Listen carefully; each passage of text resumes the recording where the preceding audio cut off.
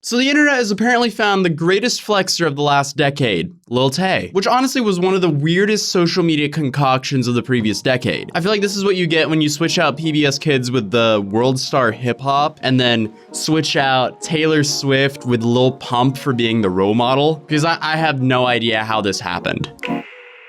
But to refresh everyone's memory and to add context of what we're going to be talking about in today's video, I'll be recapping some of the important events that happened with Lil Tay that led us up to where we are right now. I'm only 9 years old, this Lil Tay, and I'm richer than all y'all broke, jigglypuff looking ass. I'm your mama, cause she has, and I'm gonna become your father. But I ain't spending money on child support, I'm gonna spend that money on 100,000 on my wrist. See this right here? That's Gucci. Y'all can't afford things like Lil Tay. I wear it as a belt. I wear it as a sash like I just won a beauty pageant because I slay in all these.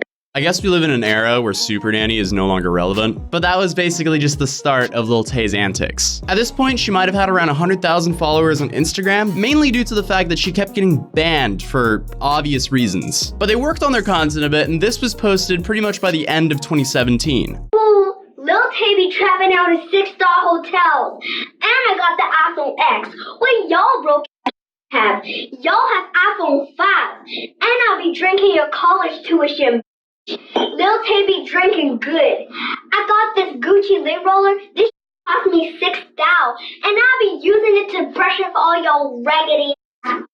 And at this time, people were kind of going crazy because basically people have not seen this before. Because the idea of a 9-year-old flexer just hadn't been done up until then. But things progressed a lot, and I'll let a younger, more skinnier version of myself from 2018 continue the story. Lil Tay out here balling in the IA. I dropped 200 racks on this car, and I'm only 9 years old. I got the keys to this car. Well, normally you do get the keys to the car when you spend 200 racks on it. Sadly, at this point, everyone knows who Lil Tay is. The 9-year-old flexer with something like 3 catchphrases, with all of them evolving around her being richer than everyone else. With her mother being the plug, I guess her brother orchestrates everything, which I think is a little bit messed up considering the fact that her brother and her mother are basically teaching Lil Tay to leech off people for a living. Watch me use this moment to take off my glasses and use this as a segue to get more serious in this video. And just to have everything set straight, I'm going to define what I mean about leeching. Her entire career is built off of leeching, claiming her money is from selling bricks in Atlanta, when in reality, she's flexing condos and villas sold by her mother, an ex-Vancouver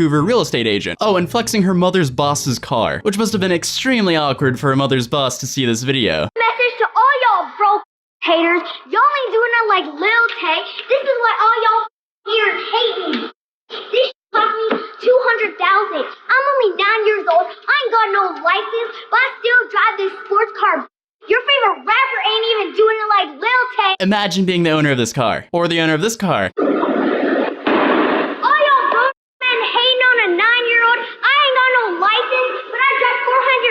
This car. Y'all don't even have a car. I ain't got no license, but I be driving this around. I bought this car.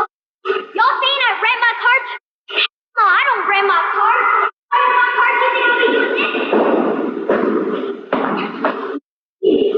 Why would you live in your car? Get your money up before you start hating on me.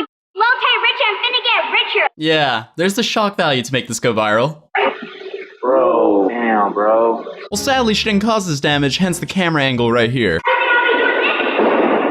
Because that right there is what happens when you hit a curb, most likely going in or out of an LA driveway. Because let's be real, they're all horrible. Also, I never thought I'd say this, but I felt bad for Jake Paul here. Like, this just tops off everything. She pulls up to the place like she has everything, then flexes Jake's Lambo. Okay, sure.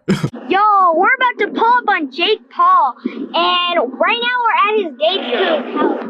Yo, what kind of house is this? My house is like way bigger. Like I have 4 houses, my houses are bigger. Look at these cars, man. Like, I have better cars. I'm only 9 years old, you're like 21, but my house is like it's lit and all, but my house is way bigger than you. So there we go. We had a 9-year-old flexer with an ego the size of a blimp. And we have a mother here, allowing her 9-year-old daughter to use her boss's cars and condos to flex on the internet. But then this happened. The one that she did was in the bathroom. That is one of our colleagues' home on the market for sale, and she was apparently doing an open house. David Yang was Angela Tian's boss. his red Mercedes SL 500, also used as a prop in one of the profanity-laced posts. But I didn't realize she was filming for Instagram. If I had known, this would have been happened. See that view? Y'all don't have that view, and I'd be holding your mama's ring. The consequences for Lil Tay's mom a lot more immediate. With the writing on the wall, she resigned from her job. She called and she said, I'm quitting from real estate. And guess what Lil Tay's next post was after this? After the fact that her mom was forced to leave her job due to all of this fake flexing. Lil Tay just copped a brand new Ferrari. Y'all haven't seen this car in your lives. I'm out here flexing and all y'all broke haters. I got a $350,000 chain. Y'all haven't seen this in your lives. I'm richer than all y'all broke haters. Yeah, they didn't change anything at all. And this is where things really start to escalate. Because when Lil Tay went on to Good Morning America and she was pushed for some answers, this is what she said. And what about those homes she claims to own? GMA talked to Mom Angie's former boss at a Vancouver real estate firm, who told us Lil Tay filmed using his car and some of his properties for sale, all without his approval. I didn't shoot in anyone else's house. You didn't shoot in anyone else's house?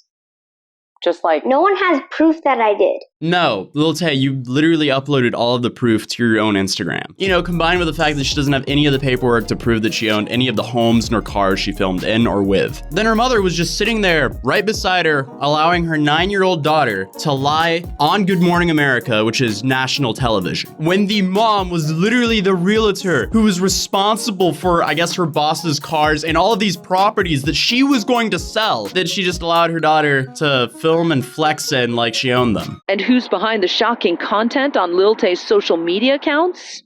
My mom doesn't run social media. I use my own Instagram. And right there, she admitted that she was running her own Instagram account as a 9-year-old, which would be against Instagram's terms of service. There was a few other things that happened around this time as well, including the legendary clash of titans, aka Whoa Vicky, Bad Baby, or the Cash Me Outside Girl, and Lil Tay, all just having a shouting match in some outdoor mall in the LA area. Imagine what it was like being there. You're witnessing a moment in history, and you know it. Absolute show, because you just have a 9-year-old, a 15-year-old, and a 19-year-old screaming at each other. And that Good Morning America interview was pretty much the nail in the coffin, because things started to slide downhill a little bit before then. So I'm going to tell you guys a little bit of what happened behind the scenes during this time. So the first real issue is when they arrived to LA, being Lil Tay's family, they couldn't really find a real manager, mainly due to LA being LA. I mean, just a whole lot of fake people with fake job titles and designer clothing, basically just wasting a bunch of the time of the family. It basically seemed like this family was kind of lost with no real direction. And then apparently they ended up getting help from the owner of the Instagram account Swaggy Wolf Dog, basically the Instagram famous dog with pink ears. Apparently this owner spoke Mandarin, which helped communication with Lil Tay's mother. And the owner of the dog account connected Lil Tay's family with Diomi Cordero, a manager who had previously worked for Beyonce's Parkwood Entertainment and Republic Records. Cordero's goal was to build an influencer team around Swaggy Wolf Dog, Lil Tay, and Victor Garibay, which sounds like a very odd trio. Cordero also looked into homeschooling Lil Tay and Jason, Lil Tay's older brother, who was filming all the videos. And then he attempted to limit Lil Tay's more, I guess, controversial filming habits. For obvious reasons, because the main goal here was to make her appeal to larger and just more brands in general. And early on, his plan actually worked. He brokered a charity video between Lil Tay and the other popular Instagram influencer Amanda Cerny, and then he landed a 20 grand deal for her with a headphones brand called Tunes. But apparently Cordero had very little control over them, mainly due to Lil Tay's brother. The brother was apparently very stingy of what he wanted to be posted onto the main Lil Tay channel, or account on Instagram. He was also the only one with access to her social media accounts. And as a last effort ditch to get Lil Tay to pop again, he set up the Good Morning America interview, and he told them in this appearance that Lil Tay should confess to the fact that all of this is a fake and it's a persona they're playing. But Jason the brother actually completely refused this because he was worried the account would lose all of its followers. And then this whole Good Morning America segment became this really confusing, weird bit, which we witnessed. The family seems kind of normal, but then she dropped the ball completely by saying that no one's forcing her to do anything and that it's not really an act, she's just doing this herself. And Cordero, the ex-manager's response to this whole interview was, they weren't ready for this business. Cordero says that Jason, the brother especially, he's a fame-obsessed teenager who is uneducated about the entertainment industry. And about 6 weeks after Lil Tay's family's been in LA, everything just basically started falling apart. A video of Lil Tay smoking leaked, if you guys might remember that. And then all of her old videos started resurfacing of her saying the N-word, and then the legendary or infamous carrot. That also happened. And then finally, on Sunday, June 3rd, about 2.5 months after Lil Tay became very famous, everything fell apart. Lil Tay completely disappeared, her Instagram account was taken down, and the mother prevented the old manager to contact either Lil Tay or the brother. Because what happened then is, Lil Tay's biological father found out everything, basically. He saw that his little girl had racked up 72 absences for missing school that year. He watched his daughter Lil Tay at a concert with Chief Keef hanging out with a bunch of adults smoking, the whole bad baby fight, and the hookah incident, and then of course the infamous carrot. The father, who's a lawyer himself, realized that the LA life was not looking too good for LA, and he got a court order demanding her to return back to Vancouver. And in that same court order, he also demanded to close down that popular Instagram account known as Lil Tay. And the parents have been in a non-stop legal battle since. And apparently, Lil Tay is just sitting on a bunch of unreleased music. So we might see a Lil Tay return sometime soon. She's only 12 anyway, so we have plenty of time. But recently, I've received so many messages, probably like 500 to 1,000 messages from you guys saying that you guys have found Lil Tay, because these two clips went somewhat viral on TikTok from this girl named Blur Luke. See that kid right there? Yeah, that's me. But this is me now. So, hi. A lot of the things that I've done as a child has left me with regret and put me into an existential crisis. So please help.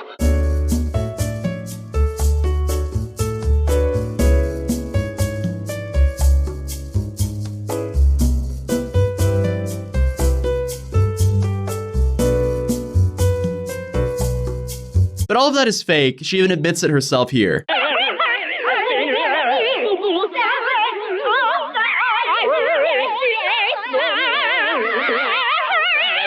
So now that we've debunked that, what do you guys think of this entire Lil Tay situation? And do you think that Lil Tay will ever come back the way she was in social media? Or do you think that ship has sailed? But anyway, if you enjoyed the video, it'd be awesome if you dropped a like on it. If you're new here, I welcome you to my channel. It'll be awesome if you subscribed. And if you want to follow me outside of YouTube, you can find me as Atozy on Instagram and Twitter. The links will be down in the description down below. But on that note, I'll see you guys in the next video.